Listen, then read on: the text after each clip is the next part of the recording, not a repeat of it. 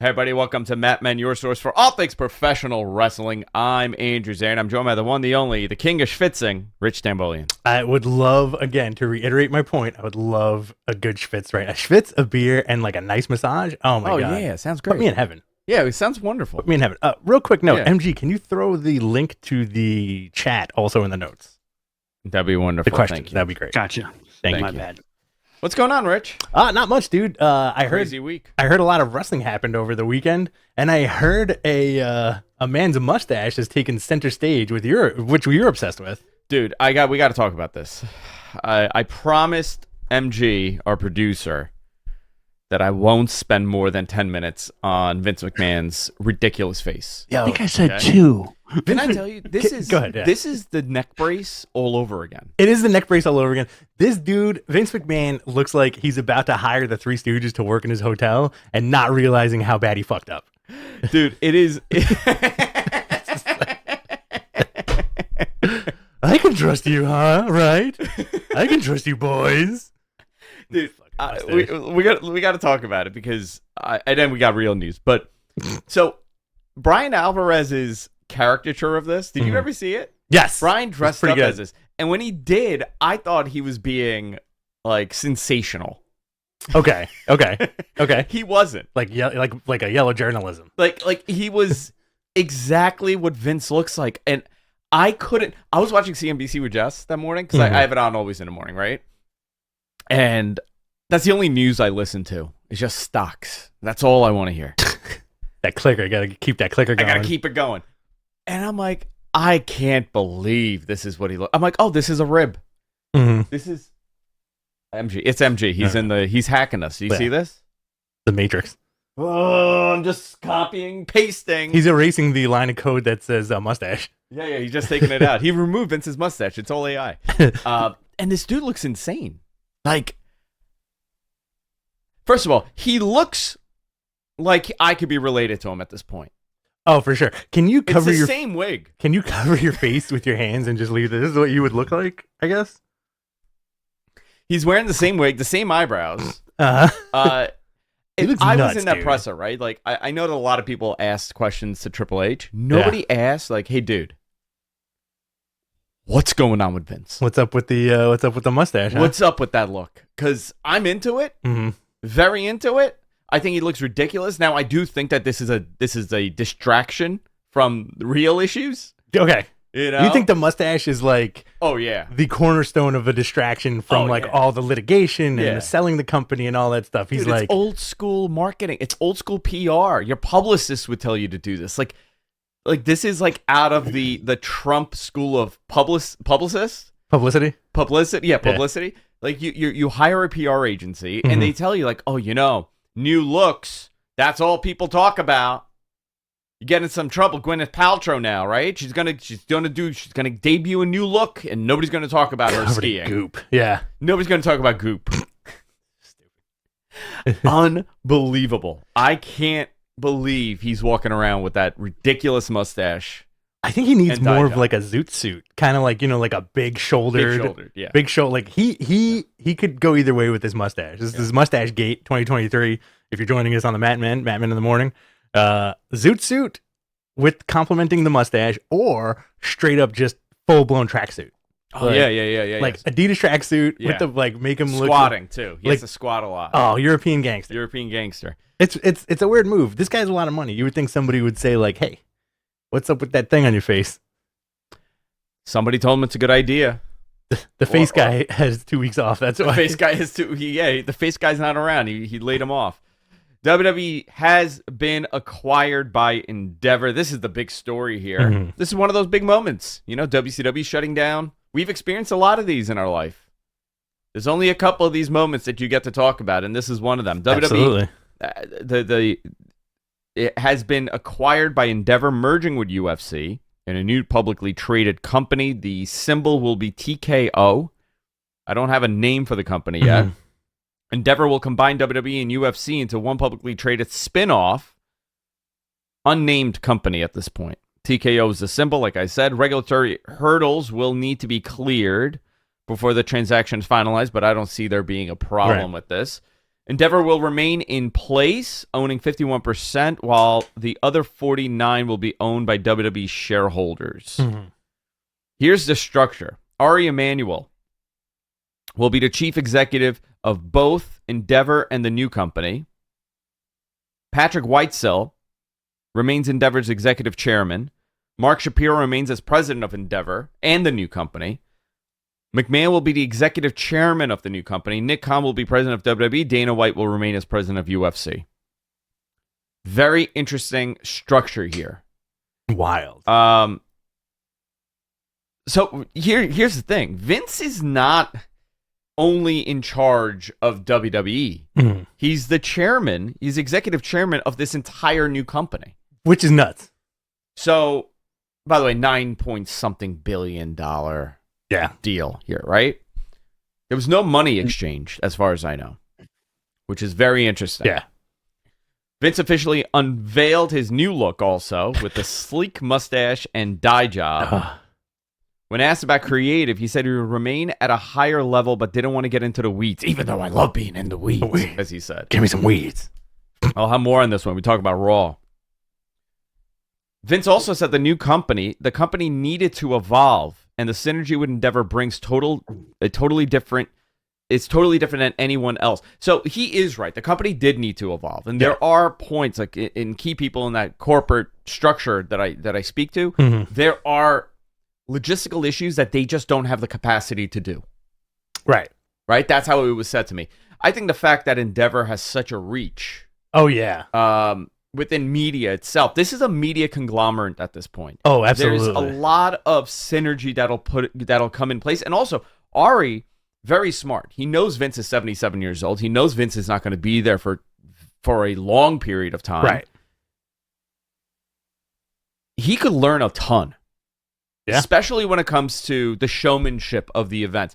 My prediction is, and the first change I would say that you would see for UFC is, I think the biggest change is probably going to be with UFC. I think they're going to get more into this ballyhoo of everything. More entertainment. Way more entertainment. And they do need it. Dana White is very big on take the glitz and glam out of this. This is fighting. Like Pride. Pride was pro wrestling-ish. Yeah. I could see them getting a little bit more pro wrestling-ish with this, with entrances. I think so. Doesn't UFC want to do a 90,000, 60,000 person building? I regularly? think they could. They easily can. Could. They can with logistics. So this is very interesting stuff, and we'll talk about that. It's also fascinating, too, because if you really, like we were talking over the weekend about how there was so much eye candy and product placement in WrestleMania. Yeah. And I think, obviously, like, when you think about it, the puzzle pieces fit so perfectly where you're like, oh, this news happened after that, where it was almost McMahon's showcase saying, like, see what we can do? That's exactly what it was. We can get a living Cracker Jack guy. We can get a living piece of cereal to be involved. Yeah, you don't want that in the McGregor fight to have a piece of cereal dancing on the outside of the cage like a lunatic. You don't want that. But it's like that corporate sponsorship, like, hey, look what we could bring in. Look, we can dress KSI up like an energy drink and have him get splooshed all over the place. Well, WWE has mastered the art of merchandising. Oh yeah, and that's something that UFC struggles with. I think this is this is all brand synergy. This is going to be a lot of this, and I'm very excited. This is like what I'm into. Oh, I know you're into it. Yeah.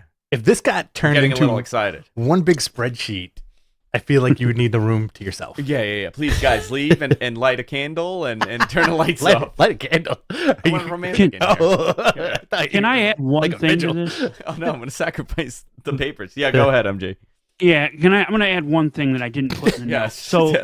So it is because of the board split. It's 6-5, so 5 WWE board members.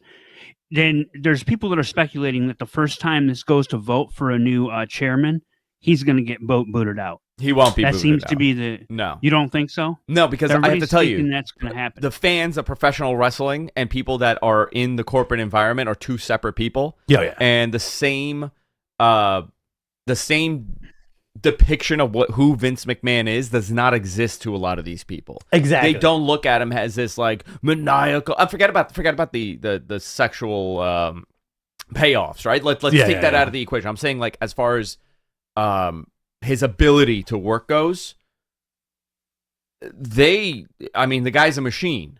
Oh, and they see that and they recognize that. And there's a lot more to what Vince does and what Vince could get done outside of creative. Yes. Okay? You may not like his creative direction most of the time, but that doesn't mean that he's not a very strong executive to have in your fight sport brand. Right. So it's two very different perspectives here. I don't think that concept of like, yeah, they're gonna vote him out. Guys, don't worry about it. Takeover. It's not happening. There's also things in place that prevent that from happening. Oh yeah, absolutely. Unless he's a real, he's not able to fulfill his duties. That's the only way.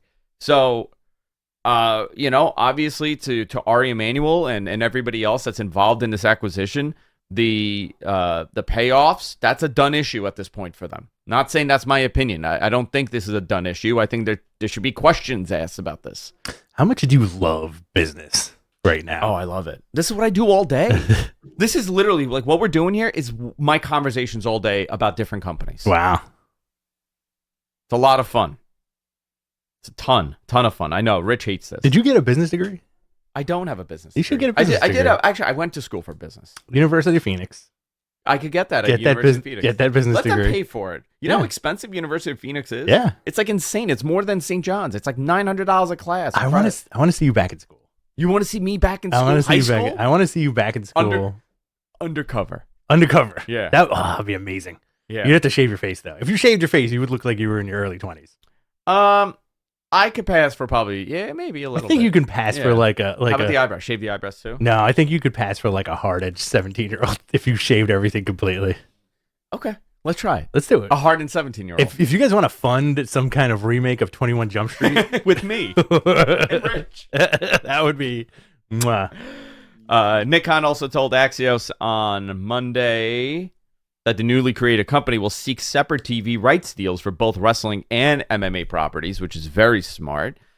He wouldn't rule out the idea of combining streaming deals in the future, which I am for. Cool.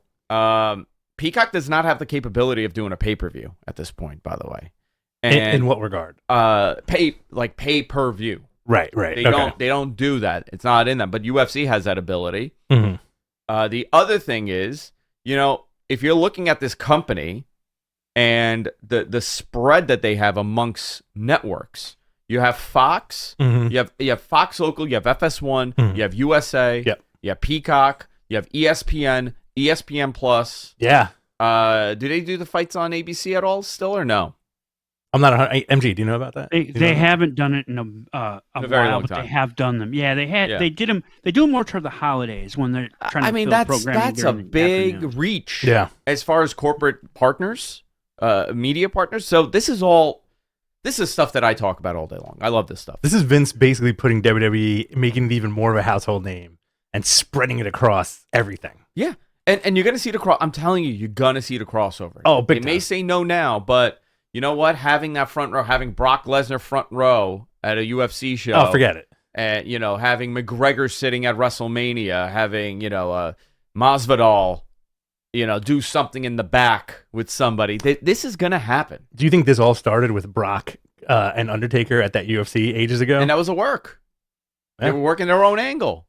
But that got picked up like wildfire. Everywhere. Yeah, that was like 12 years ago, right? Longer than that, maybe. MG, do you know what the stat on Undertaker awkwardly standing up and pointing at Brock? You want to do this? You want to go? The guy just lost. Leave him alone. I don't. Other news: Bushwhacker Butch has passed away at 78 years old. On NXT, Braun Breaker turned heel on Carmelo Hayes, the new NXT champion, by the way. Good for him. Good for him. Yeah. Likely means he isn't getting called up anytime soon. SmackDown drew 2.5 million views, nearly 2.5 million views for its WrestleMania Go-Home show. Charlotte Flair is reportedly taking some time off after her loss at WrestleMania. WWE says WrestleMania 39 was the most successful event in company history. It generated a gate of more than 21.6 million, breaking the previous record by 27%. Also, the WWE figure for the two-night event, 161,892 in attendance. Big weekend for them. Huge. Let's go into this. Results. You want to do night 2? Let's do night 2. Listen, WrestleMania was a whole lot of fun. Did we not put in night one? We did it on Observer, so I didn't put it in. It's a whole different show. You know what? If you really want it, I'll go Quickly throw it in there right now. Just copy and paste it, and then we'll go through it. It was a lot of fun. Did you have fun this weekend watching? So it was very interesting watching it because this was the first WrestleMania that I watched with the kids. Okay. So my perspective is very different on WWE product at this point because I'm actually watching it with people that are their targeted demo. You're in dad mode. I'm in dad mode. It felt so. Night one is more than night two for some reason. I don't know why. Mm-hmm. Maybe I just got used to it. It felt so different. Okay. Right? There was a major. This was not a professional wrestling show. And again, it's the same feeling that we got in Vegas for SummerSlam. Yeah. I felt that I was at a mega high production event. It was Disney on ice on steroids, for lack of a better term. Sure. It really felt humongous. It felt very produced, very corporate. Oh, yeah. And I'm not saying that as a negative. You may take it as a negative. I felt that this is the future of what WWE product will be. Oh, 100%. On a big show? Yeah. On a big show, even on the smaller shows, there's going to be a lot of this. Yeah. Think about how many commercial breaks they took, how many video packages they did, how many other packages they did. I would love the time frame for all those. I do like the video packages because that's what they used to do for every single pay-per-view back in the day. This was a lot though. A lot of stalling, a lot of waiting. I feel like, I think if you had like more adults watching with you, you may have thought about it differently. Maybe. I mean, I was watching with Jess, and she was into it. It just felt like a very different show. Very, very different. Let's go into these results, huh? Yeah. Night one, you had Austin Theory defeating John Cena to retain the United States Championship, 11-19. Listen, fun match. Good for Theory. Very smooth in the ring. We talked about this on Observer. It was a very standard John Cena match. Which there's nothing wrong with that. Yeah. Fatal 4-way tag team match. The Street Profits defeated Braun Strowman and Ricochet, Alpha Academy, and the Viking Raiders. Good showing for Street Profits. Very much so. Montez Ford, again, everything I said to me, they want this guy. They're going to pull the trigger on this guy very, very soon. He is money. You know what would be a great match once he gets that trigger pulled? What? Montez versus Logan Paul. Oh, yeah. Right? They'll just fly. I think so. Imagine that Ricochet spot, but with Montez. And they just spin into a circle and go into the universe? That's a tag team I want to see. Oh, yeah, I'm into that. You had the 6-women tag team match. Seth Rollins beating Logan Paul. Thought it was a good match. It was a good match, but I think the extra stuff is what made it better. Like Seth Rollins' ridiculous outfit, the splash to KSI dressed as an energy drink, even though I thought it was a toothpaste tube. You thought it was a toothpaste tube? It was a toothpaste tube. The zipline entrance, which from what I heard, a lot of folks thought he was going way too slow on that zipline. I thought you were going to say people thought he was leaving on the zipline. It's just like a zipline with an incline. That's the same zipline I took in Cancun. It's just a very long zipline. You just get on and you just head back to Cancun. Slow. Very slow, very long. You had a 6-woman tag team match. Trish Stratus and tag team champions Becky Lynch and Lita defeating Bayley, Dakota Kai, and Io Sky. That was a fun match. It was fun. It was okay. And you got your Rey Mysterio beating Dominic Mysterio. I loved everything about this match. Oh, yeah, me too. Top to bottom. And I think Dominic looks great in that lucha mask. I think that's where they're headed. You said it too, right? Yeah. You wanted him to wear that lucha mask throughout that match. And Rey could rip it off of him, like, what the F you doing? I was looking forward to that. I think that's where they're headed. I think you're going to get the union of Dom and Rey, and then Santos is going to turn on both of them. Dom and Rey are going to get back together. Yeah. And then Santos is going to be like, what the F? Yeah. And then Santos. I thought I was your boy. Right. I thought I was your son. Rhea Ripley defeated Charlotte Flair to win the SmackDown Love this match. Women's Championship. 23 minutes. I love Rhea, man. She's fantastic. Same here. So good. Total package. Great match. I like that they interjected a lot of Rhea yelling into the camera. Doing that kind of thing. A little throwaway match. Pat McAfee defeated The Miz in 3 minutes. Yeah, but okay, yes, this happened. Kind of fun. Yeah. And my match of the night, Kevin Owens and Sami Zayn defeating the Usos to win the Undisputed Tag Team Championships. A lot of emotions going in there. I got really emotional during the entire match. You know, seeing Jimmy and Jay get like well up with tears when they heard the ovation for Sammy. Dude, they main evented. Oh, there! Look at who it is. Oh, this guy. Oh, I put it on him by mistake. You got to say hi now because now you got to say hi. Put your pants back on. That's a live feed from Andrew's dungeon downstairs. Yeah. Hold on, let's go live from my basement. Live from the He's dungeon. in the boiler from the boiler room. That's where he produces. There he goes. Live from the boiler room. Listen, it's not kidnapping if the participant is willing. It's not. He actually paid you to. He was like, "Can you kidnap me? Can you kidnap me and imprison me downstairs?" Stockholm syndrome. Make sure Suncast gets his rations too down there. Doesn't like being on camera. That guy. No, he's next to him. He sleeps on the floor next to him. They're both down there. We got a lot of super chats here. We're gonna take care of them at the end of the show during the questions, guys. So keep them coming if you want. Did you like the Rhea match more than the Kevin match, or no? You like the Kevin Owens same both thing? Both top. I keep doing that. No. Just keep the camera on him and I'll talk. Can you switch MG instead of me? Thank you. Yes.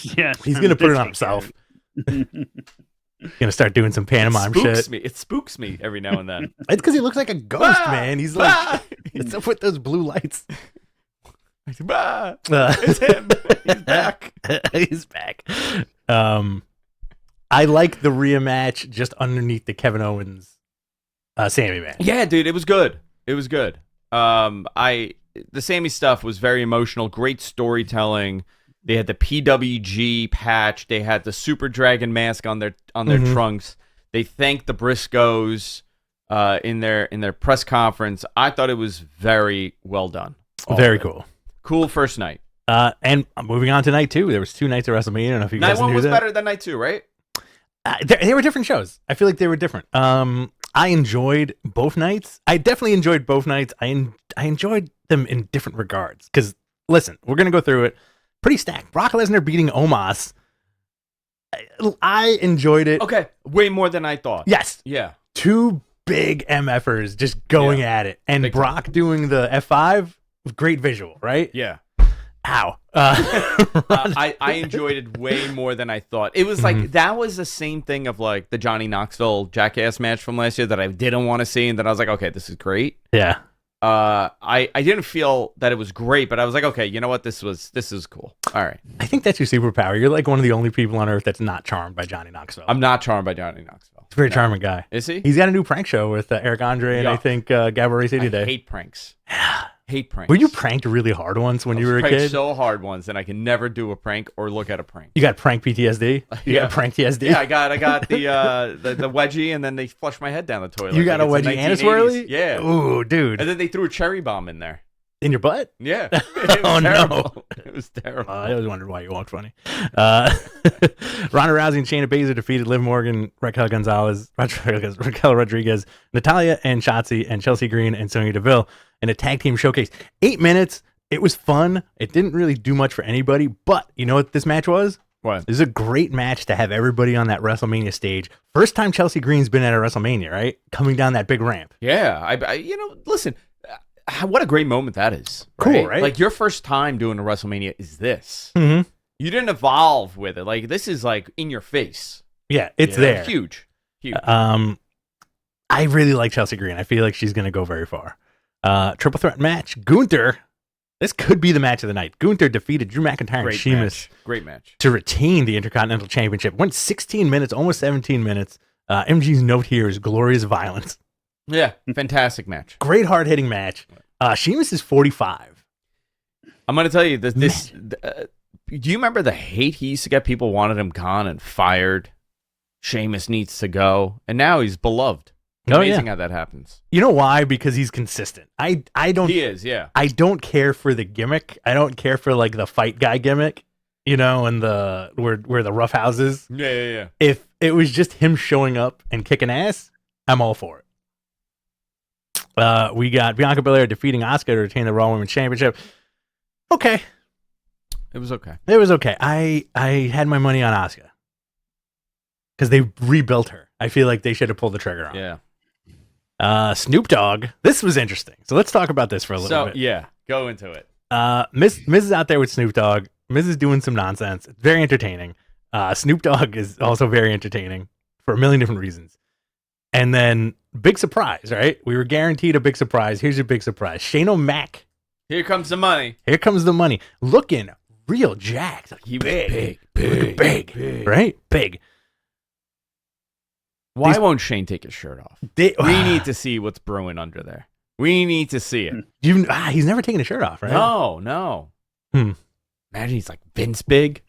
Like Vince 98, soft big. Ooh, like buff. Little oil, and then you get like, oh man, look at that. Had no idea until you put the baby oil on. Listen, he's probably been body shamed by his dad his entire life. Piece of crap. You call that a body? Huh? Look at mine. Look at my body. Imagine if that was your dad. I did have that from my family. Just yelling it, look at my body. Yeah, my dad would do that. Yeah, my dad was a bodybuilder. Look at me. Look at me, yeah. Look at me. He would constantly come over and start posing. He's like, can you do this? And you're like, nah. Listen, can you do 18 pull-up? And he would just do fucking pull-ups. With no bar. No bar, just air, dude. This is wild. Wild. I've seen your dad do that's nuts. Where is Fred? I miss your dad. I don't know. He took my car and he left. I don't know where he went. He's never going to go to redance. No, Fred, he's gone, man. Took your Mustang and just jetted. I'm getting rid of it, by the way. Did you see him leave with like a backpack? He's just like, really? Yeah, and a stick. What are you? I'm getting rid of it. What are you replacing it with? A minivan? I'm gonna do something really stupid. It's a minivan, isn't it? It's not a minivan. Porsche? No, get a Porsche 911. I'm getting a Corvette. Really? Yeah. Ah, very nice. I'm gonna do something really stupid. So. Is this your midlife crisis? Oh yeah, I've been in my midlife crisis for like since the pandemic, but yeah, this is like the pinnacle. Next year for my 40th. You're not even 40 yet. Next year. Next year? Yeah. No, you're not. Yeah. 2 years. Next year. Oh, you're 39 this year. 39 this year. Wow. Yeah. Congratulations. Yeah. I'm losing my mind. As long as you're not losing your hair. As long as I'm not losing my hair. You reminded me. Let me take my finasteride ride. Is that what that's in that bottle? Yeah. Oh, man. All right. Hold on. Let me take it. Everybody stay. We got to stop. We got to watch Andrew pop pills right now. Go take my hair medicine. Jesus. I don't want to go be as old. It's a Flintstones vitamins, man. Get over it. All right. You ready? Yeah. So Shane comes out. Boom. Yeah. Looking big, looking jacked, looking awesome. They're about to start a match. You're going to get Shane versus The Miz. It should have been a 3-minute match. This dude immediately takes a fall. Apparently, like, blows his quad. Is this the real or is this the work? Match 3,000, $4.99. He goes, I was dying laughing when Snoop asked Shane, "You all right, cuz?" Yeah, right, while cuz. he obviously wasn't okay. You all right, cuz? He did a leapfrog, and when he landed, boom, something happened. Something happened, and he tried to do it. He's like, nope, and he just went down. Terrible. I could feel it. I could feel that quad get torn. I was watching it with my wife, and she just looked at me and went, "Steroids." I have a question. Your wife's a physical, she knows this. Go ahead. I have a question. Go ahead, so does this mean that a torn quad is hereditary in the McMahon family? I asked that to my wife too. Did you? And she said it's a possibility, but in the case of them two, it could be hereditary and whatever extras that these guys are doing. If you know what I mean, snort. Is that what happened? I thought it was funny. You do a little this and you just tear your quads. Wow. You didn't know that? No, man. I know a lot of people with torn quads. A little bit of snort. You know what I'm saying? I was at a meeting with someone and I think they tore their quad. Oh no. Yeah. You know, it's funny. This is legit. The amount of meetings that you take where you're surrounded by people doing a little bit of the nasty is wild. And you're not a nasty guy. I'm not a nasty guy. No. I've never seen you do anything like that. I am around real fucking lunatics. Like real deal crazy people. Well, that's what you work in the nightlife industry. Yeah. You know. So moving on. Yeah. I hope Shane gets better soon. That shit was nuts, man. Like, it probably would have been that one and done, right? No, I think maybe he would have done something with the Miz. Maybe they could have done it in Puerto Rico. Like Miz and McAfee teaming against Snoop and Shane. like Shane and Miz could do something. You know, they could have done something. When Snoop went for that elbow, I thought he was just gonna float there for like 20 minutes. You know what? This broke the. People were saying this would have been the first WrestleMania with only one McMahon. Oh, interesting. And it wasn't. Yeah. There was Shane there. So technically, there was more than one McMahon there.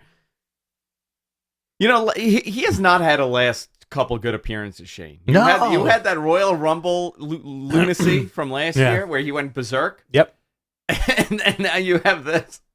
Would you have lost your mind if you hear the song, Here Come the Money, and then Shane does his Shane shit, but then the camera closes up on him and he's got the thin mustache also? He should come back with the thin mustache. I think they all should. Hunter should do it, like that all of them. Do you think they gave Vince's mustache a headset at Gorilla? They had to have. The little tiny headset was put on. He's the one screaming in Michael Cole's ear. The mustache. Imagine this has been the real Vince the entire time. Oh, it just came out? He's like, pulled, he goes, ha, I had you fooled. Oh, no. I'm a Latin sensation, Vince McMahon. Vincenzo McMahon. Let's see. We got Hell in a Cell. Edge defeating Finn Balor. 20 minutes. Let me tell you something. That Edge intro hit all my spots. The Edge intro. Yeah.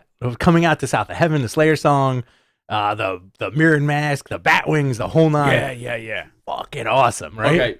Didn't you say he's going to come out like Batman? You said that. I said that? Yeah. And you said he should do something gnarly like the Undertaker thing. I said Finn should come out with the bat wings like the Undertaker. You were fucking right there. That's pretty close. That is really close. What a bonkers thing to even fathom. I was pretty close. I like bat wings. I'm a big fan of bat wings. I want to see you in bat wings. Oh, dude, I'd love to wear it. Pretty close. Listen, that Finn, I'm not poo-pooing on this. No. Poo-poo on it. I had a great time. It's insane. The Finn entrance took me way out of the match. Because I feel like the ramp was too long, and from my perspective, I was like, "What is this guy doing right now?" It wasn't the entrance. You know what it was? The glow stick. His behavior. Okay, it's a long ramp. No. His behavior in the match, like he was acting like a caveman. Oh, like that. Like he was going, and he was hitting himself. He was the demon. Has he ever done that? I think once. I don't listen when he does the demon thing. Like I thought it was just like a dark Balor, right? Like he's like overcome with the rage and like the demon gets on. He was acting like an insane caveman, like an animal. Yeah, you know, he should have ooh-ah'd and like jumped around more. Would you? I thought it was insane. I honestly, I'm like, what is he doing? He's like a rabid animal. For the record, if Edge came out the way he did, and then all of a sudden you hear like the demon music, and Finn came out in a fucking full-blown gorilla costume. Oh, yeah, great. Oh, I would have loved it. Yeah. But like a real evil-looking gorilla. I couldn't believe it. I'm like, why is he acting like this? But he did split his head wide open. You saw that? Yeah. I thought it was bonkers. I thought that, I don't know, maybe they need to retweak that little demon thing. It did take me out. Yeah. I thought like he turned into a cartoon. So we're on the same page. Okay, good. Yeah. Anybody else feel this way about this? Because I was on Twitter and people are like, oh yeah, this is so awesome. And I'm like, what is it? Maybe, you know what it also is? My edible kicked at that point. Oh yeah. And something really bad happens to me when I take an edible and I watch wrestling. The Eric has a point here. The hokiness stands out so much more. He was a Walking Dead zombie. They even said it on commentary. I missed that part if they did. Okay, I've never seen a Walking Dead zombie behave that way. How do you act as a zombie? I would go classic Romero if it was me. Like right. That? Just like I'd be a very slow roaming dude. Yeah. You know? But there's also the fast runners. Right. The sprinters. I thought it was insane.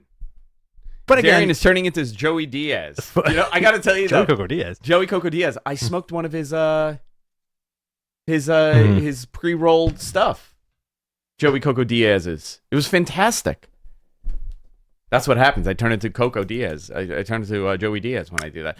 That is one of the people I want at Thanksgiving, though. Yes. I told you this, right? Just to have the awkward conversation where he's like going on a rant and Jess's mom is right there. EMC4K has a good comment here. The demon gimmick jumped the shark when he dry humped the floor during that Roman match. I remember that one. Yes. Is that the same one where the rope broke? Yes, it was. I think so. Yeah. He was acting loony there too. Weird, right? Yeah. But listen, the match was fine. It was fine. It was still a fun match. I like seeing Edge though. I like seeing Edge too. But he needs something different. I want to see Edge in something else. Not a vampire. No, I'm fine with him being a vampire. Like a brood. I like him being a brood. I don't mind that. I want him in a bigger program. Okay. Roman Reigns. Dude, I really think they had an opportunity to put that title on him. Yeah. But they didn't. Yeah. And now it's helped the Roman story because he's approaching 1,000 days, but I felt that his moment was taken away from him, via the pandemic and an injury, and then he lost in that tag match, in that three-way. And your main event. Yeah. 35 minutes, WWE Universal Championship, the undisputed belt of belts. Okay. I got to talk to you about this. Okay. Okay? What does Vicky think of Cody? She loves Cody. Okay. She loves Cody. I got Jess? But that tattoo? The tattoo is a bit much. She'll pepper in stuff. She'll be like, he's so great because we met him. He's so nice and everything. She's like, that tattoo, man. The tattoo just for her, it ruins it. Yeah. Such a nice guy. Okay? Such a nice guy. Just can't get behind him. And Jess loves Dusty. Mm-hmm. Like, that's like her thing. Like, she loves these old Dusty vignettes. Mm-hmm. And she's like, how is this man this guy's father? He's so much more charismatic. Mm-hmm. Tough show. And I'm like, that is, it's interesting, right? Like, just, she's not, it does nothing. And I said, is it the tattoo? She said, no, the tattoo actually is the most interesting part of him. Oh, interesting. So she doesn't get it. You know what? A lot of people feel that way. It's very interesting. Very interesting. So she watched all of this, by the way. She actually enjoyed WrestleMania this year. She's like, look at Roman. How do you not? Big. Yeah, he looks amazing. Stud. I got to tell you though, this did feel like two mega stars. Yes. Okay. They don't really get to feel this way because there's always like Danielson, for example, right? I love Danielson, but he's not, when he comes out for a match against Roman Reigns, the story is that he's the underdog here, right? He's the one that's worked hard to get here, way harder than most because of his size and who he is. It didn't feel like this. This felt like two major heavyweights. This was Evander Holyfield and Lennox Lewis. Sure. Right? Going at in that ring for a mega main event. Great entrances. Roman's entrance was 7 minutes and 14 seconds. So long. They needed a night 3 for the rest of his entrance. And then the match happened, and I thought it was a great match. Honestly, banger of a match.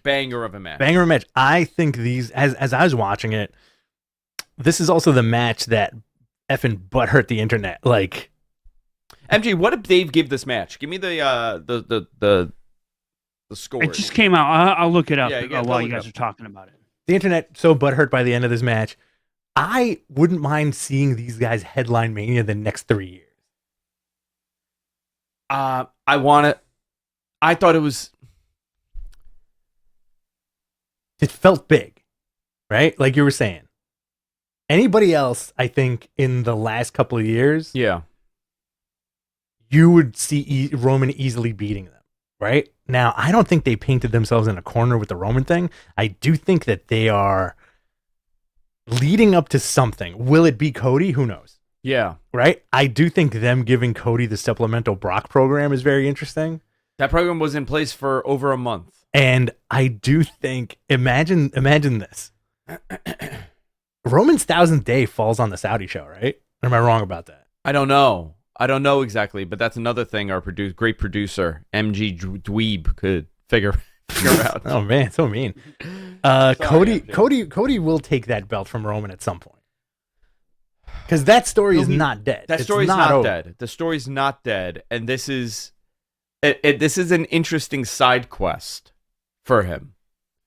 I guess they figured out that they want to... Listen, there's a couple things here. One, I was always told that WWE has this obsession over the last... Since that Universal title was created, they've really much obsessed about the lineage of these titles and in the rankings, who holds what for how long. Okay, this became like a mini... That's why you saw Bill Goldberg hold that title. That's why you saw it mixed with Finn Balor, Kevin Owens, Bill Goldberg, Brock Lesnar. it went around. Like if they could have put that title on Jericho, they would have. Oh, 100%. They want the story to be told that this is a mixed bag. This is not the new, like, oh my God, Bill Goldberg. Not today, right? Not today. tomorrow. Yeah. But in 10 years, someone's going to look at it and be like, Goldberg had that belt? Yep. Wow. That is why ratings for that is why they do things here. Give me a second. Okay. With what they did today, right? That 1,000 days. Mm-hmm. They're gonna probably surpass Pedro. Give him the extra month. Yeah, what 10/27, 10/28. Oh, there it is. Right in the chat room. 10/27 to pass Pedro. Mm-hmm. Yeah. Why not? King of the Ring will be Roman's 1,000th day. Do it till SummerSlam. Have him hold his title till SummerSlam. I don't know who should. I think Cody definitely should. Absolutely. But you got to make this moment work. You got to make it mean more than it meant on Sunday. Right. How do you do that? I don't know.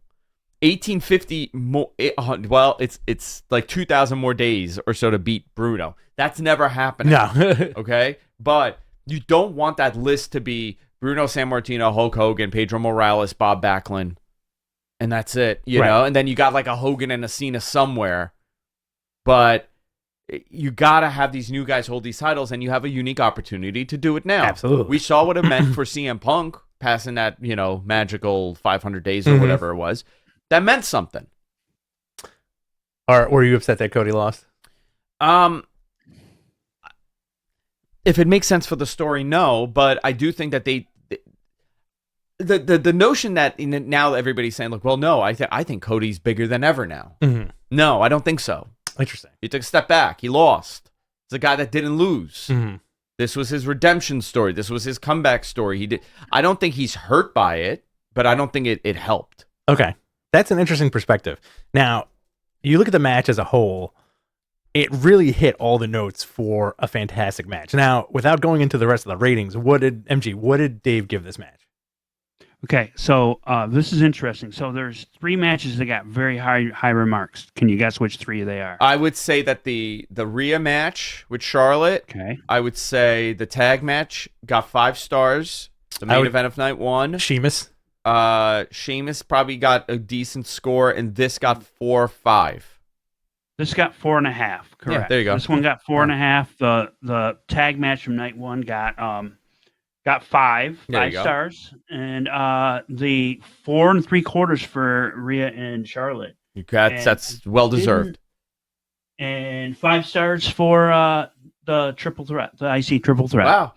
Mm-hmm. So there's a lot of good wrestling on these shows. A lot of good wrestling. A lot of good storytelling. Yeah. So that tells you something. Great event, great main event. I thought it was fantastic. Your end sequence, you had a lot of run-ins, but that was to be expected. Like if Cody was going to win, I wouldn't have expected it to be a straight clean finish, right? They further the story that Roman can't hack it by himself. That is furthering the story. Now, I think how they did the finish was wonky. with clear as day Solo Sikoa showing back up. Do you want to? I'm gonna recreate it. Ready? Yeah, please. Let's go. Oh my God, who's that in the ring, dressed exactly the same? Wow! Oh no! Isn't that what he did? He did jam his thumb into his mouth. Isn't it what he did? Oh, you gotta wash your hands. It tastes garlicky, right? I was just touching garlic. Were you eating onions. garlic bread this morning? Garlic and onions and liver. Listen, man, you gotta stop eating calzones for breakfast. Oh man, I would love a calzone. So yeah, Kevin Owens and Sammy, blah blah blah. They help to get the Usos out of there. Owens gives Reigns a stunner. You get the haluva kick. Owens and Zayn brawl with the Usos through the crowd. Yeah. Rhodes covers Reigns for a near fall. The crowd is on his feet. Boom, boom, boom. You get the Dusty Jazz, bionic elbow, Goldust uppercut, right? 2 consecutive crossroads. Heyman distracts the ref. Solo Sikoa, dressed exactly the same. Snuck back in. With a hoodie. With a hoodie. Give him the Samoan spike, and then you get the spear, and Cody's down for the count. The crowd, I think the crowd and the internet completely shit their pants at the same time because of this. But listen, Cody is a good sad guy. right? When they cut to him in the ring being completely deflated, good moment. Yeah. Because they're going to use that in a future video package. Yeah. Where they, and this is my fanboy shit speaking, right? This could be WWE's version of Kenny versus Okada. Yeah, they could do something big here. You know, they could become lifelong opponents for the remainder of their career. And I think that's, you know, and they're polar opposites, even though they're the same. Wrestling family dynasties. Mm-hmm. You know, legendary people on both sides of the family. And this is the new generation that they're fighting for for control of the, you know, of being the top guy. I think there's a big story there. You need a third person in that mix, though. I think Brock Lesnar's a good. I would have imagined they were going to do Brock at SummerSlam. That's how I saw this playing out. Yeah, Brock's always a good foil. Brock's always a good foil, and him showing up on Monday as a heel. Good. Yeah. Okay. You know what? I'm not disappointed. I'm curious. I want to see this. Right. It's a match you've never seen. Exactly. Brock Lesnar versus Cody Rhodes. I think that's an interesting match. And I think Cody beats him. Cody beats him somehow. I don't know how. Mm-hmm. Can you imagine Brock taking the Crossroads? Brock? Yeah. How big is that, right? How do you F5 into Crossroads? That's F5 how into Crossroads. That's cool. That's gonna happen. Okay.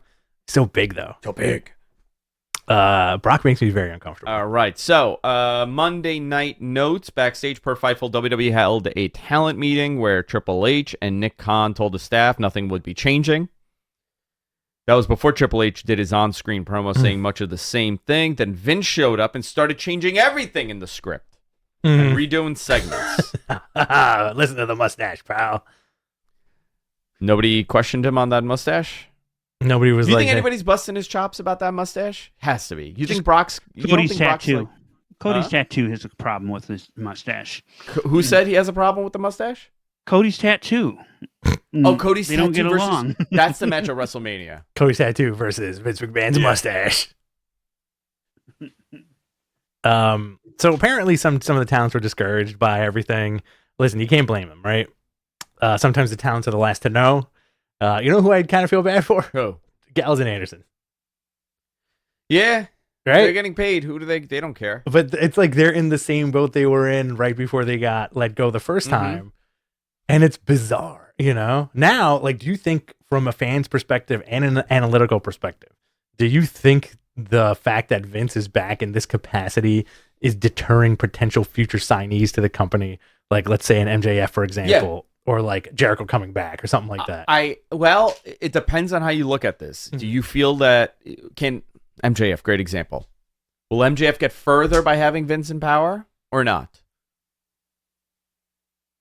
Is this a hypothetical? Yeah, hypothetical.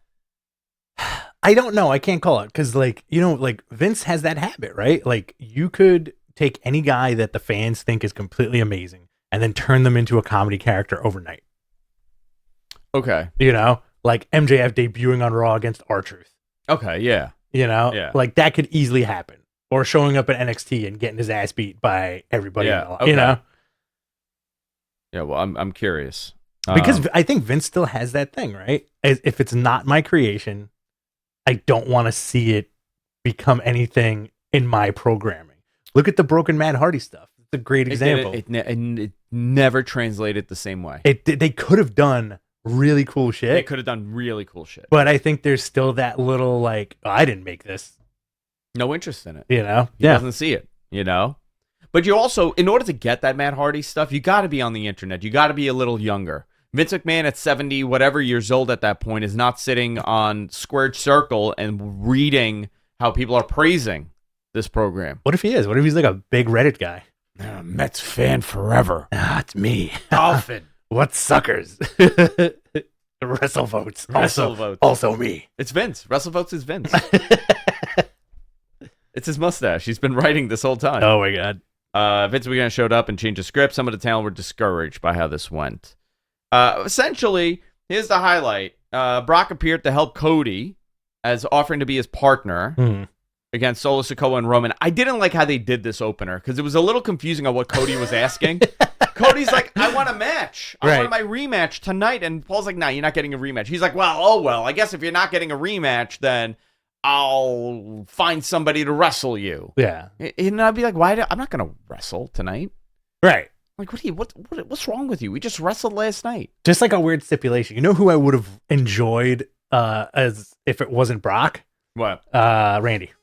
Yeah, Randy would have been a good one too. Randy cool. Turns on him. Yeah. Randy would have been cool because he's like, yeah, man, like, remember Legacy? It's my piss poor Randy Orton impression. That's a good one. Yeah, man. So he turned on him in the end. He F5'd him, gave him the finger afterwards. Mm-hmm. I'm not going to run down this whole show because we're running out of time. But Matt Riddle also showed up. That was a big surprise to beat up The Miz. Raw after Mania was expected to do monster numbers. It beat expectations, 2.26 mil with a 0.76 in the demo. Great. We got SmackDown tonight too. So far, that lineup is Triple H to address the WWE universe. A lot of people think he's quitting. He's not. I'm out of here. No, it's not. I don't think it. I honestly think it could be the draft. They could announce the draft because the draft is coming. After Mania is what I was told God knows how long ago. Fair enough. So I think we're probably going to get that. You got Rey Mysterio, Santos Escobar, Dominic, and Damian Priest. Great. Sami Zayn versus Jey Uso, big match. Brawling Brutes versus Imperium. Great. Rhea Ripley to appear. Kevin Owens and Sami Zayn to appear. Great. Big question will be, will Vince be running the show?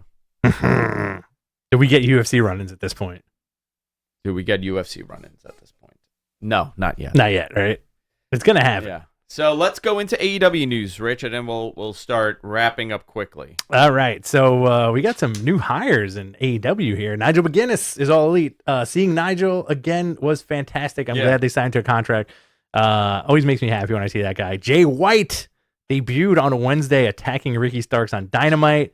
I think that's a good opening feud for him until the crowd realizes just how damn good he is. Yeah. So I guess they're not Bullet Club anymore. They are. They did are, Bullet right? Club, yeah. Because they're doing this thing. Because they can't do this. Because they can't do this, right? Yeah. Interesting. And AEW hires former WWE VP of Communications Adam Hopkins. Yeah, congrats, Adam. Adam's a good dude. Very good dude. I sent him a little text congratulating him.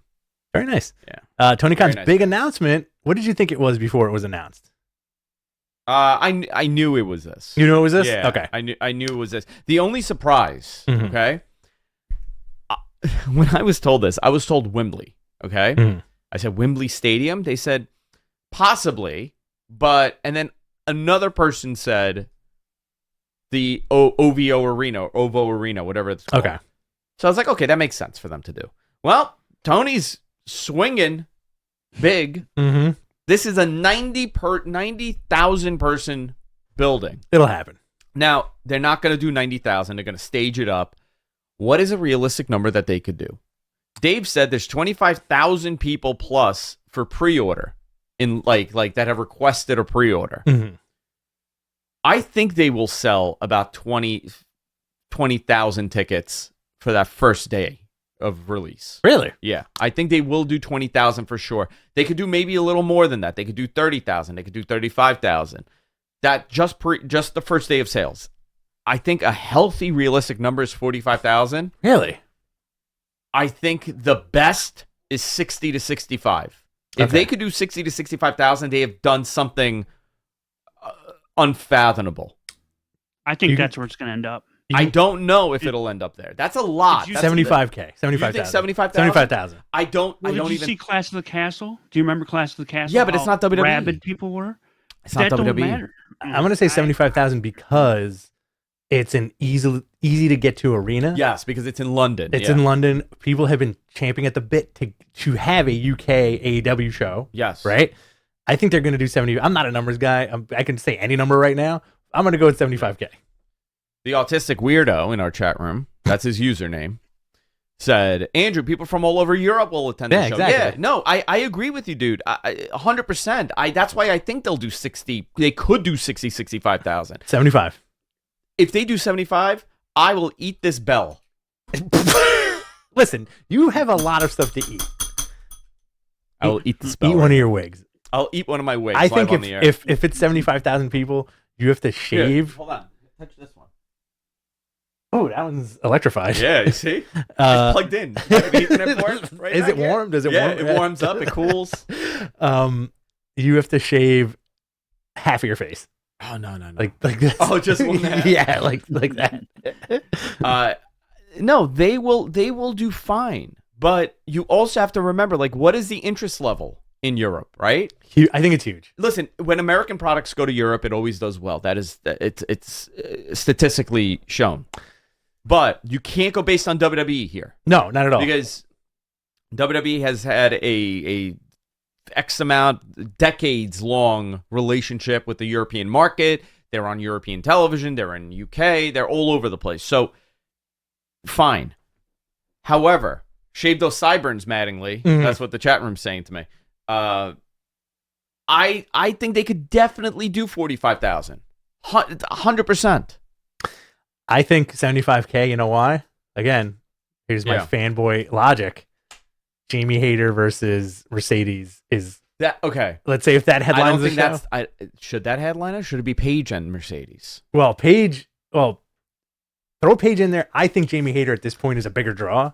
You think so? I think the crowd loves her. She's great. You know, I think she's Jamie Hayter does more for me than Paige does as far as like I think that eyes could on be the match of Forbidden Door. We'll speculate. Mercedes versus Jamie, and that'd be amazing. And then you could do Paige interferes into the match. Then Paige and Mercedes become the match in that giant stadium. You could do something cool like that. TNA always did great in Europe. Yes, absolutely, but they never did 45 to 50,000 people. They never even attempted to do that. So here's the question. Yeah. Okay. There's a couple things brewing. You got that Saturday show starting, right? Not going to go into what I heard because I have no way to confirm it. I don't want to spread rumors and get into trouble. But the Saturday show serves a purpose. You also have Forbidden Door coming up. Yeah. You got a busy...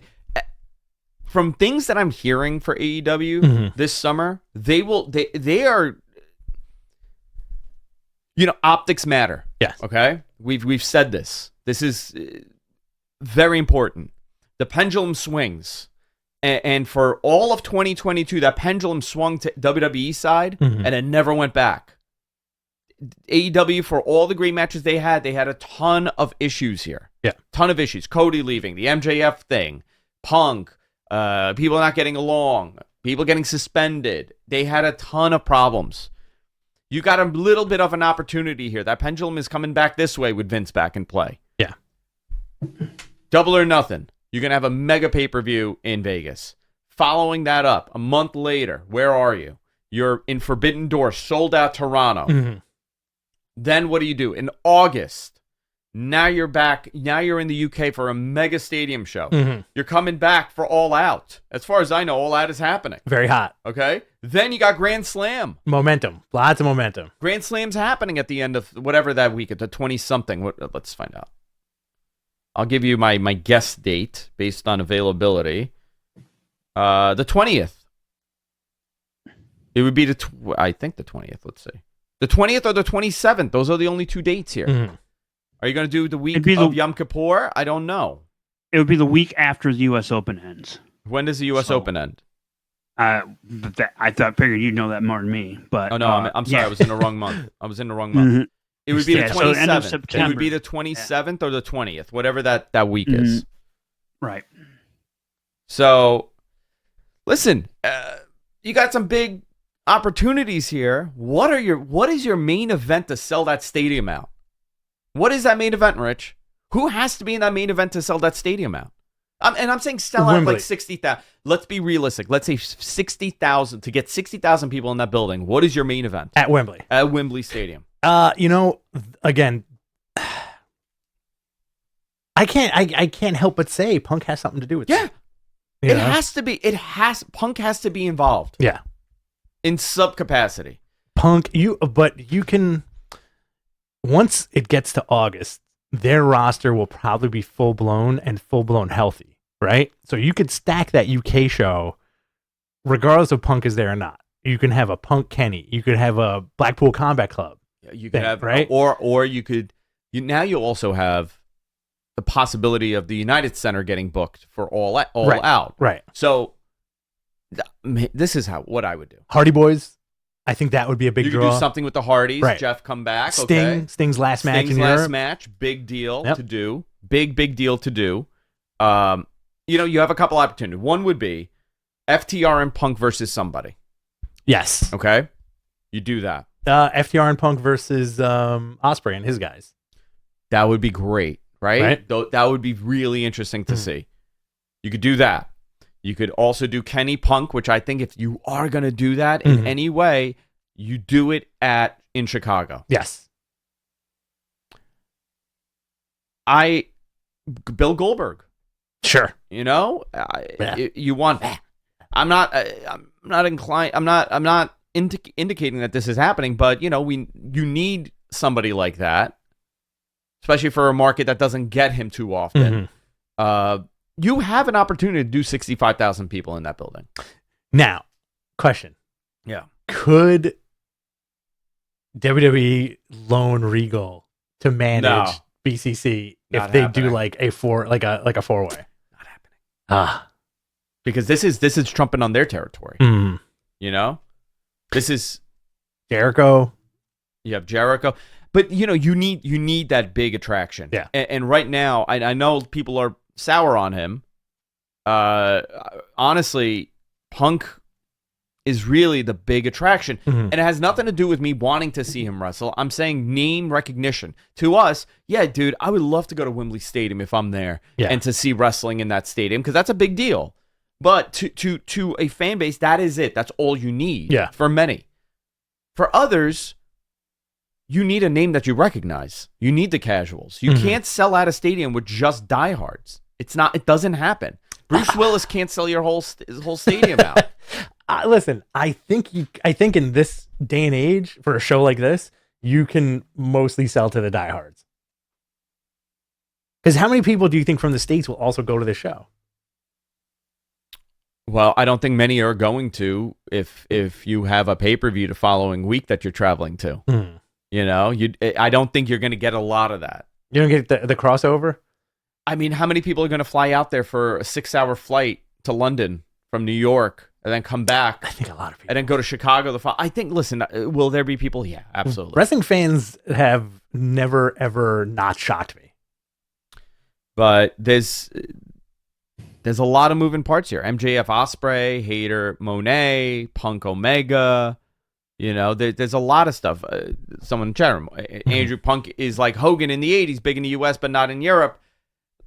Listen, first stadium show out, people are going to want to come see him. It's very different now. Right. You want to see the people that you haven't seen. By the way, I have seen those quarter hours. I have seen the merch sales. I have seen how Punk was instrumental in this company. I know.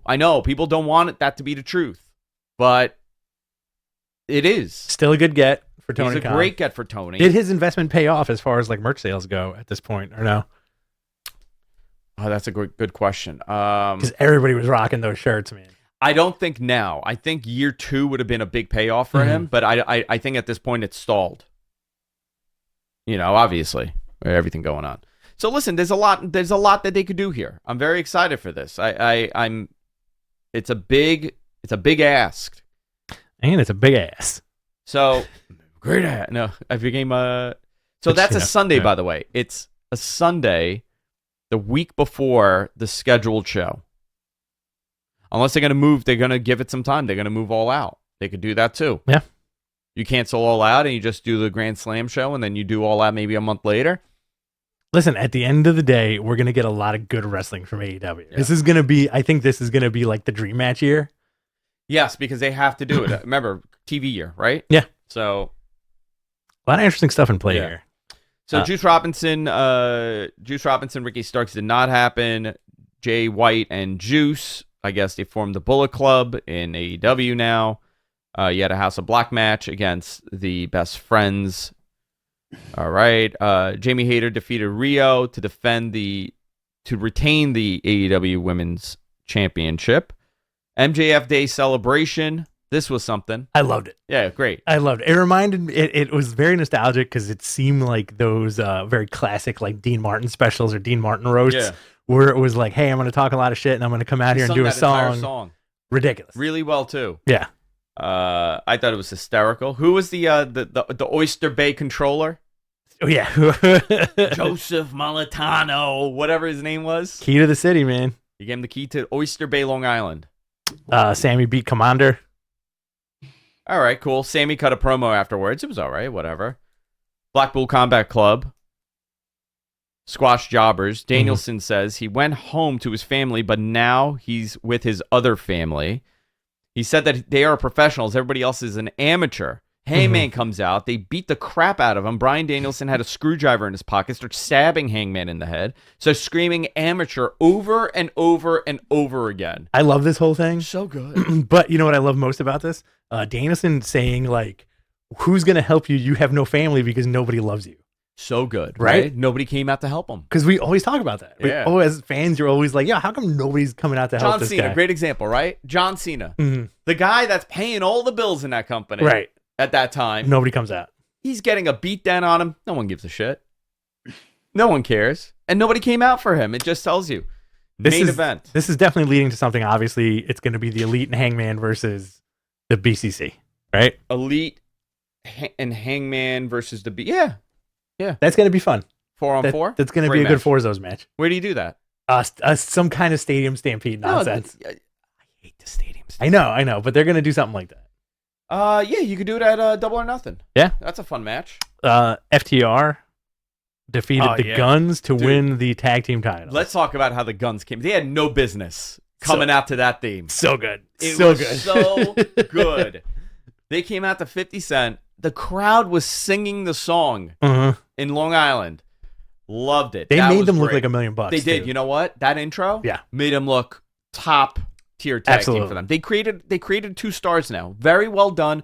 Took some time. They're there now. I hope it continues. I want these guys to have I like Austin and Colton. Yes. I very much like what pieces of crap they are. Yes. And they're equal halves of Billy not Gunn. people. They're equal halves of Billy. One's got the muscle, the other one's got the height. It's unbelievable. FTR, the stipulation was if they didn't win, they would have to leave AEW, and they won the tag titles. Very good. Really enjoy this. Good to see FTR back. Curious to see what happens when Punk comes back and how they combine those 3. It's going to happen. They should just call them the Bretts. The Bretts. That's it. The Brett Boys. The Brett Boys, yeah. It's going to happen. Very cool. Preview for tonight. Julia Hart takes on Anna Jay. Hook defends the FTW title once again against Ethan Page. The Acclaimed.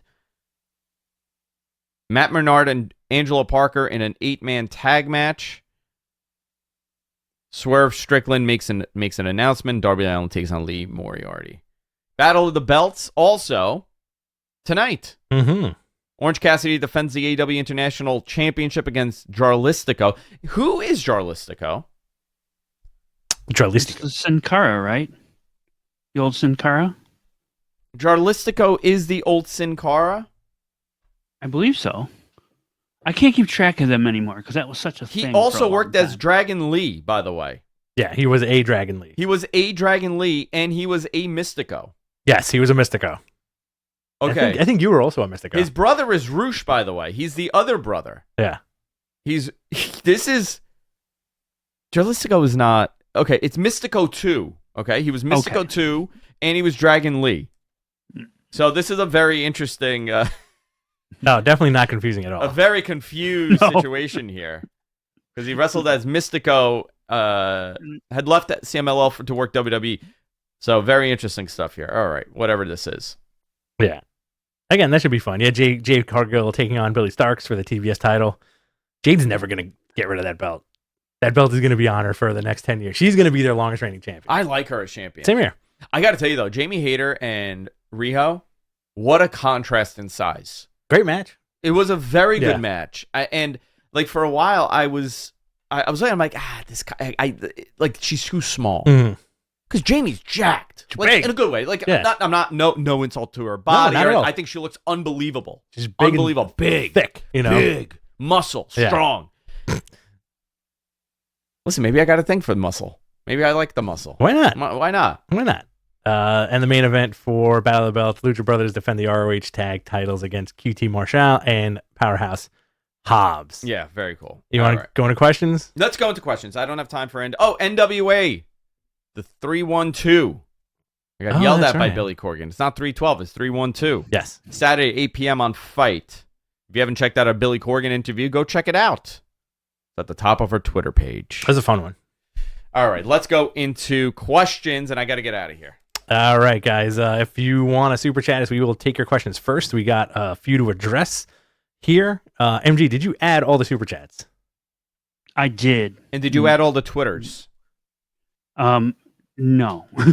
Okay. I don't know about Twitters. I'll go look and see if there's any Twitters. Yeah, go see if there's anything for. All right, this is from Bam Cakes. Okay. Like Vincent Price, I say we have a new damsel in distress, Treehouse Vince, read stories of the macabre on Matman After Dark, and a hot tub with Enchante. I'd up my membership tenfold. Enchante made a debut on We're Live, Pal. Oh, really? On Dave's poster. Did you see it? No. So Dave's poster was Enchante. Wow. Yeah. Unbelievable. I gotta look at that. I would love, you know what? Remind me next week. I will come up with a damsel in distress story about Treehouse Vince and I. Mm-hmm. But here's the thing, right? Like every time I would go there, I told you he'd be in his tighty whities with the robe every time. That mustache, ridiculous. I've known about that mustache. Mm-hmm. That was the Treehouse mustache always. Mm-hmm. And this guy just sits there, and it's always lightning. There's always lightning and rain. He's like, "Come here, let me keep you warm." And he opens the robe. And he just brings me in like this, and he just reads spooky stories. Let me tell you, Enchante. Let me tell you. And he does the laugh. Like from Thriller? Yeah. This is from Schreier. French Andrew Zarian, how will you book Punk return? Will it be at Wembley or at a Chicago show? Actually, hold on. We got French Tony Khan here on the line. Tony, Hello? Hello, is this on? Yeah. Merci. Merci. It always takes the guy on the scene a minute. How are you? I know we got latency. He's in France. We got to wait for the latency. Thank you very much. It is very late here. I am 7 hours ahead. What's your plan for CM Punk? The CM Punk, the Cookie Monster Punk. If I can get him to headline the Wembley Stadium show, that would be amazing. Thank you, Tony. Is that a cigarette? That is a big cigarette. How long is that cigarette? Hello? Thank you, Tony. Have you seen the mustache on my competitor, Vincent McMahon Kennedy? You should grow his dad's mustache. Tony, you should grow your dad's mustache. That is impossible. It is impossible. I do not have enough money to buy that mustache. He bought it? I think so. It's trade secret. Oh, that was weird. Yeah. He always calls in. I don't even know how he gets on the air. It's very awkward. I think he has access to my computers? To your computers. He pays me. He pays me to get it. Yeah, you're a fucking shill. This is again Bachelor 3000. It bears repeating. I was dying laughing when Snoop Dogg asked Shane, "Are you all right?" Cuz he obviously wasn't. How do you say it? He goes, "Yeah, you all right, cuz." Do you think Snoop was like effed up out of his mind? I mean, like that's the stereotype, right? You see, Snoop... he almost drove that lowrider into the wall. Do you think? All right, I said this the next day to Vicky. Do you think, like, if you're to buy that Snoop is high all the time, do you think he woke up? Because think about it this way. Do you think he woke up the next day and was like, yo, I had this crazy-ass dream. I was in front of 120,000 people at WrestleMania holding a weird belt, and The Miz was there, and Shane O'Mac was there, and I dropped an elbow, and then I woke up, and then somebody's like, Snoop, that happened. Like, yeah, that happened. That happened. Yeah, you did great. He did great with that punch. Oh, yeah. Good for him. Real punches. Oh, man. Love it. Let's see what else we got here. This is from Kyle Masters. Are they still planning 3 shows within a month, all in and out, and Grand Slam? Yeah. They are. As far as I know. I mean, listen, I don't know if they moved. I've not been told. I know that Will Washington said something about this. Will has some knowledge of it. Man, I wish I could say what I want to say. I can't say it. Sorry. Tell me on the air. Tell me off the air. I think I tell did me on tell the air. You. I did tell you. I think. This is from NCASP. When do we get the MJF album? He has 2 songs already. He should drop an LP. He should do a Be a Man Hogan. Oh, dude. Can you imagine he does that? He does the Be a Man Hogan, but to somebody else? To Punk? To Punk. This is from. I remember the first time I heard that, and like I totally lost my mind. Hogan. Be a man, Hogan. 2003, that album came out. Anything on Bailey? Eric wants to know. Nothing. I know that there are rumors about it, but I don't know anything beyond her segment got cut. Somebody reported, I forgot who it might have been, Fightful. I don't want to say it was Fightful. I have no idea because I was in a daze this morning. But someone reported that they just didn't want her to be around a team that was losing because they're going to do something with her. Interesting. It's not the other rumor you heard. It's not the other rumor I heard. Sad. This is from Sexy Chewbacca. What happened to Ciampa? He's hurt. Isn't he hurt? I don't know. Yeah, he's still hurt, I believe. Dude, you know what? Take Ciampa, take Gargano, put him back in NXT, and have him work with these kids, and make me want to watch NXT again. Okay. You know? Yeah. Make me want to watch NXT again. This is from Joshua. Just a thought. If Punk can't reconcile, how about Mark, Dax, and Cash as a trio? Yeah, that'd be fine. That wouldn't be bad.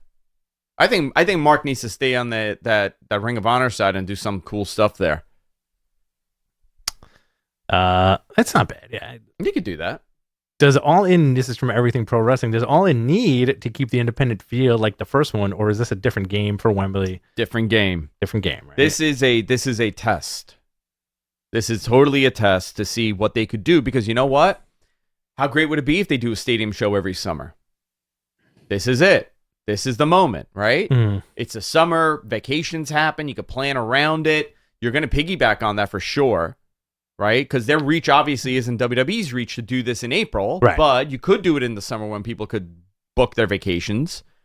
You have a huge number of buildings that you could use. I think the first one they should do is in Jacksonville. Do the first stadium show in Jacksonville. Smart. The other thing here, you want to talk about synergy, okay? What are the cons trying to do with football? MG?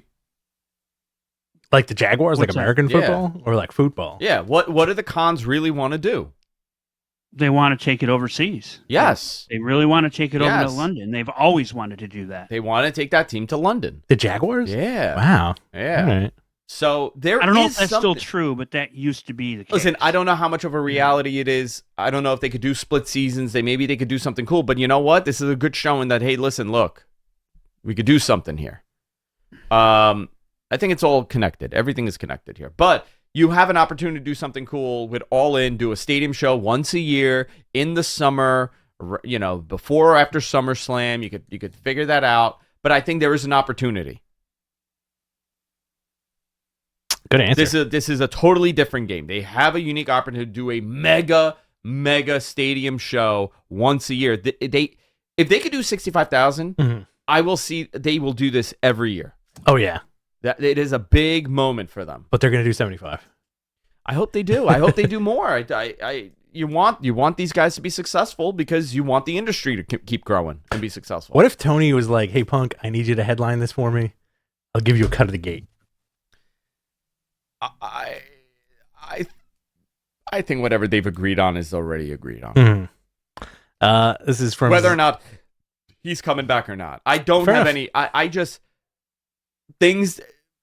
Sometimes the moves that you make says the story rather than someone saying it. Right. You know, it could be something else, but I'm leaning towards, dude, you're gonna do a major stadium, and you got this Punk thing dangling, and he's gonna be healthy in time. Right. Exactly. This is from Zachary. Hey, Andrew, do you think the plans for people like Gunther Knight and other Triple H favorites will get hindered with Vincent McMahon possibly being back in creative? It could. He's not.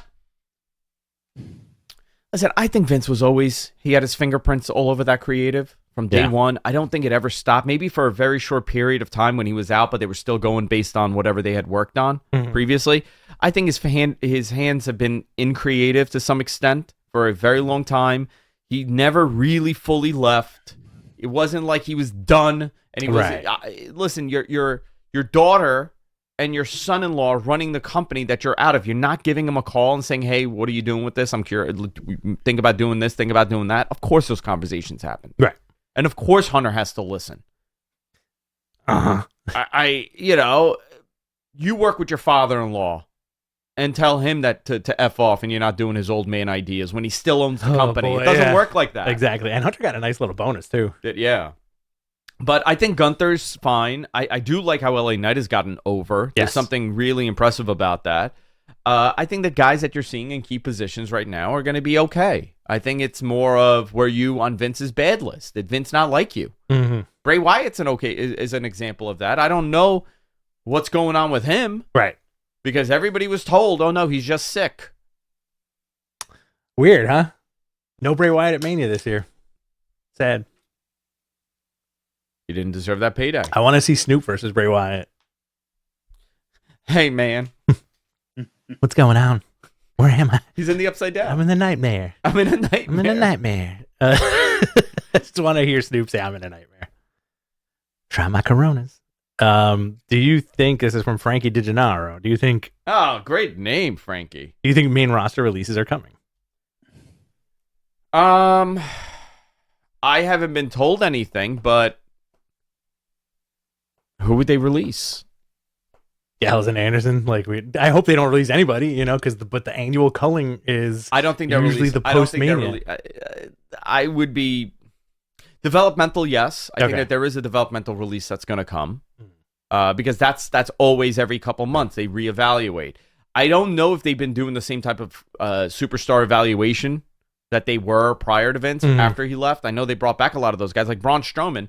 Braun's a guy that got paid a lot of money, and he was ousted because he wasn't worth it, I guess. He wasn't producing. But he's back now, and what is he doing? Teaming with Ricochet.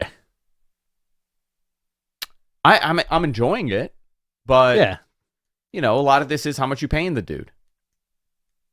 Very interesting. Yeah. This is from NCASP. Can we do a spelling bee with MG Geek, please? It would first word failure. Yeah. First word. MG, have you ever entered a spelling bee? When I was like first grade, maybe. So I was out. First grade. You know what word F me? Wednesday. The world was a lot different in 1956, man. Yeah, dude. We don't use a lot of those words that they used back then. Happy birthday, very MG. inappropriate. Your birthday's in September, right? Yeah. I was doing a spelling test with my son, with Hunter. We were doing the words, and I was like, even MG could spell that word, dude. Even Hunter was MG like, gets no. that. He's like, no way.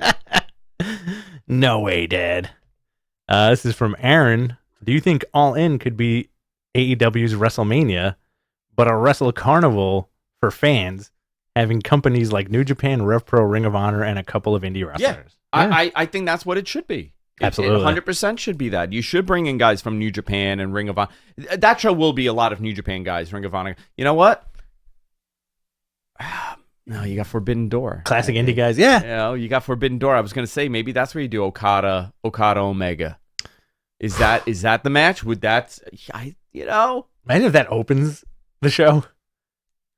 Here is a question for you, because Okay. I know how much you hate the Meadowlands as much as I hate Yes, the I Meadowlands. just hate getting there. Omega, Okada, in Giant Stadium. Would you go watch it? Yeah, I'd go. You know why? Why? Because I'm an adult now. Yeah. And I'd go rent a room And just stay close there. by Yeah. and just stay there. You know what? That's the way to do it. Make a thing of it. Yeah, you you're know? not driving back. I'm not driving back the same night. F that. Yeah. Let's see. This is from Hogan. Someone theorized that the on-screen talent that are most at risk are actually the older, expensive vets, given Endeavor's history. Any validity to that theory?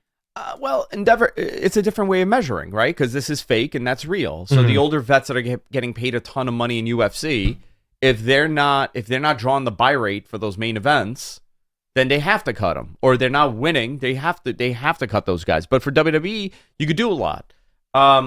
Who are the older guys that are getting paid a lot in WWE? Randy Orton? He's not going anywhere. AJ? Sheamus? You're going to cut AJ Styles after he was...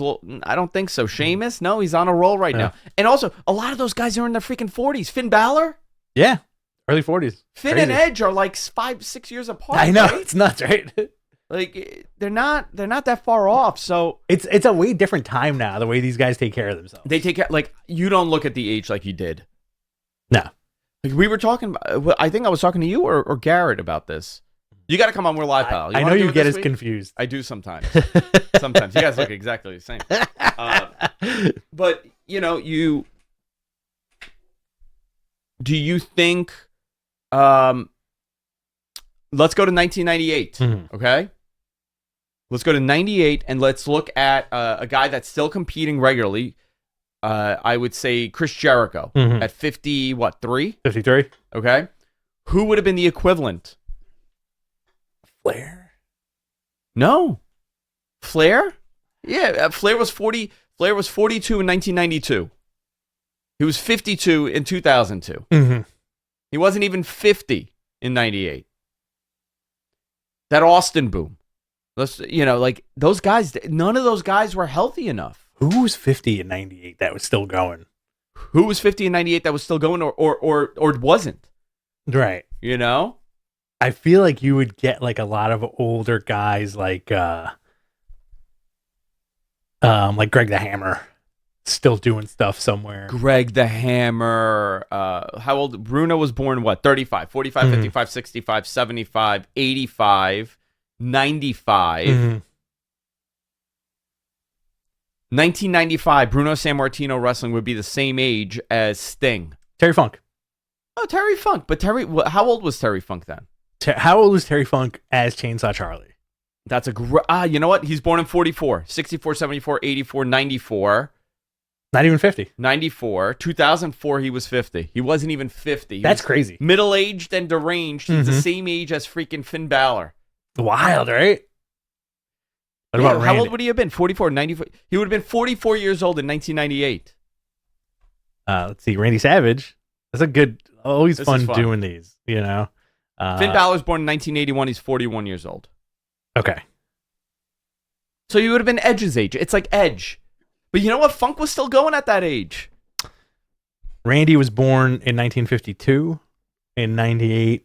62, 72, 82, 92, 2002. He turned 50. Yeah. Okay. It'd be like Randy Savage coming back in 2002 when the acquisition happened and he has one last run. Okay. Cadillac Carson's mentioning Bob Backlund. Backlund, yeah. Well, Backlund did it in his early 40s and he acted like he was a 70-year-old man, which is hysterical. My point is, these guys look so much better now. These 40-year-olds are not really 40-year-olds. That's true, but Bob Backlund was born in 49. So 90... 79. 79, he was 30. 89, he was 40. 99, he was never 50. got him in 89. Yeah. 99, he was 50, yeah. So when he came back in 92, he was like only 42, 43 years old. Right. Well, you thought he was an older guy. You thought he was an older guy. It's funny how that perception works because arguably the way these guys take care of themselves, you could see Roman Reigns wrestling for the next 20 plus years. And Backlund's a guy that took care of himself. Yeah. Like very much so. Yep. Yeah, listen, a 45-year-old Roman Reigns in a main event is not going to upset me, really. No, not at all. These guys look totally different now, you know? Terry Funk, man. Sports medicine has come a very long way. Cryogenic therapy has come a very long way. PRP therapy, very long way. Hair transplant surgery, stem cell, human growth hormone. Human growth hormone, testosterone has changed everything, the way that it's so readily available. You know, everybody's on something. Did you just list all the stuff you take every morning? I literally did, yeah, everything. Yeah. HGH. The TRT. My TRT's coming in a week. Oh, very nice. I'm going to get jacked up again. Get real jacked, dude. Let's see here. There was a good question that we kind of missed, but as from Jerm Johnson, it was more of a comment, but that's Don Johnson's brother. Jerm Johnson, hi from Wilmington, Delaware. You guys are the best in the world. Dude, you're the best in the world, Thanks, Jerm. Bud. Let's see. It's actually Grem. Is it? No, I like Jerm. Jerm Johnson. Nice to meet you. Hang on. Let's see what we got here. I saw like a really good one. There we go. It's from the Shadow Ranger. Which faction would you join? 86 Horsemen, 98 DX post HBK, or today's Jericho Society? Where would I fit in the best? I would probably fit in the Jericho Appreciation Society the best. Post DX, I don't want to be in WWF in like 1999. I feel like I'm not that rough around the edges. I feel like I would personally have to just go with post HBK DX with the Outlaws and X-Pac. Just suck it. It's everywhere. Can you believe we ran around school? Teenage boys all day long ran around telling people to suck their dicks and doing this. Unbelievable time. I still do that shit. Do that shit at the post office. I'm like, next, I hate waiting at a supermarket. I do that. Walk around like this. I do this. I do this. You ready? I do this one. Oh yeah. I do this. I feel like that's more sexually intimidating in public. Very. Than just like very sexually intimidating in public. All right, let's see what else we got here. MG, can you throw some more questions? That's how when I go to Disney. Please? When I go to Disney, I don't buy that like the fast pass. I just get in line. I just start going like this. Randomly, I just go, and everybody gets out of the line. I just move to the front. All right, what is Pro Wrestling Joe's question that he wants us to answer? Yeah, Pro Wrestling Joe. What is it? MG, did you fall asleep? No, I'm still there. I just figured you had plenty of questions. I thought Andrew was done. There we go. I got two more. Do you think AEW has a chance of being involved with the future plans of HBO streaming service? I hope so. Yeah.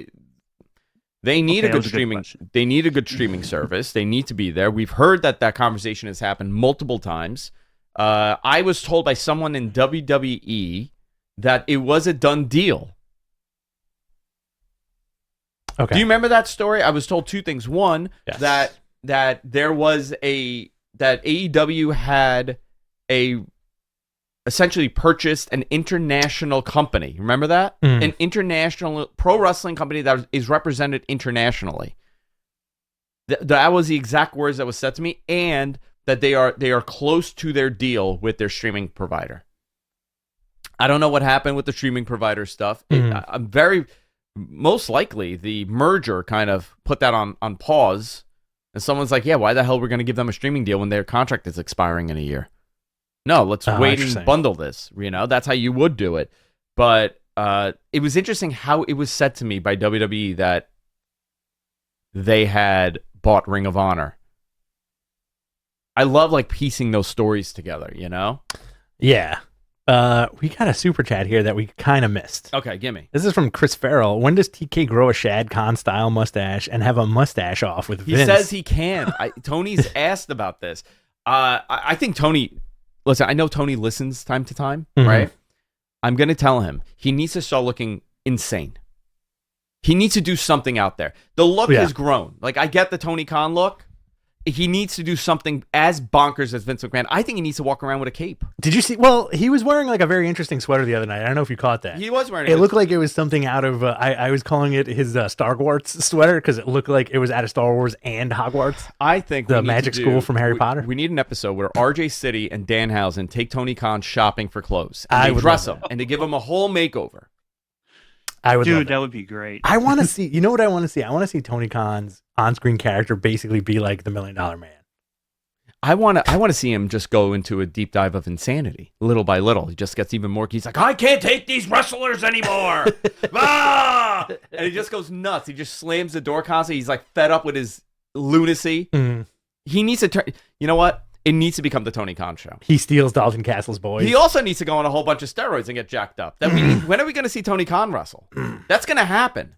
I'm predicting that. Tony Khan is going to have a wrestling match one day. I think so. And but it's an E-Fed. Okay. It's an E-Fed. It's not an actual. My fantasy for that is like Tony Khan gets pressured into a match, but then Samoa Joe saves him. How about he shaves his head like Steve Austin? Oh, love it. Classic hoop earrings like Austin used to have. I got it. Okay? Tony Khan bumps his head. Okay? Something happens. We're doing it. That is my go-to. You know how like the Jim Cornette thing is the guy has to debut out of a box? Yes. My booking habitual repeat booking idea is that you bump your head and you become someone else. Yes. He bumps his head. Nothing wrong with that. And he thinks he's one of the wrestlers. And every week he's a different wrestler. What's up, brother? Yeah. What's up, brother? And he's like doing this. Don't squeeze my hand too hard, brother. You just have him go nutty. You do the Lana gimmick. Lana should have done that though. Yes. How did they missed an opportunity? Lots of opportunities with that whole thing. Nobody pitched it to them. You don't think anybody in WWE was like, yeah, we got to explain the accent thing going in and out on Lana. Yeah, easy. She bumped her head, fell in love with Dolph Ziggler. She's like an all-American girl. How did they explain the Kofi losing his accent thing? It was just the joke, right? The throwaway joke, It was a throwaway joke, but he should have bumped his head too. That Triple H was like, hey, what happened to your accent? And he was like, oh no. Just bump your head and become a different person. Yeah, Matt Hardy did it too.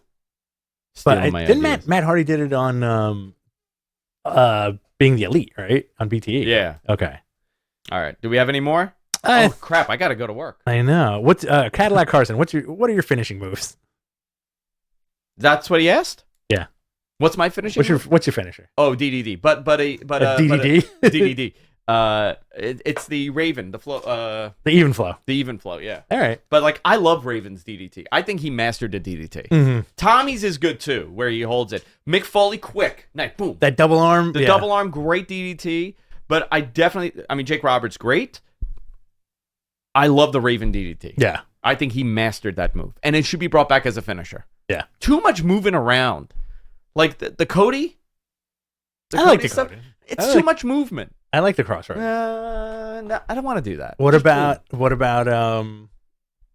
the Bray Wyatt / Jay White move? The Sister Abigail. A lot of moves. Yeah. A lot of steps. I want a quick move. The stunner is still the perfect finisher. Great finisher. But kick the guy in the dick. You're still falling on your ass every night. Nice safe one. Boom. Nice little DDT. But a leg drop. And then super simple. And then a lick on the forehead. Blah. I miss my tongue. Mm-hmm. I don't miss you. I miss my tongue. And then I lick you with it. There you go. My finisher would be the mist. 100%. Yeah. It's like Ash Wednesday every day for you. Give you a big fat ash on your forehead. All right. That's it. Let's wrap it up. Oh, no. You wanted to go into one? No. I was just saying, let's do it. Let's do it. All right, guys. That's it for this week. We'll see you all next time. Later. Bye-bye for now.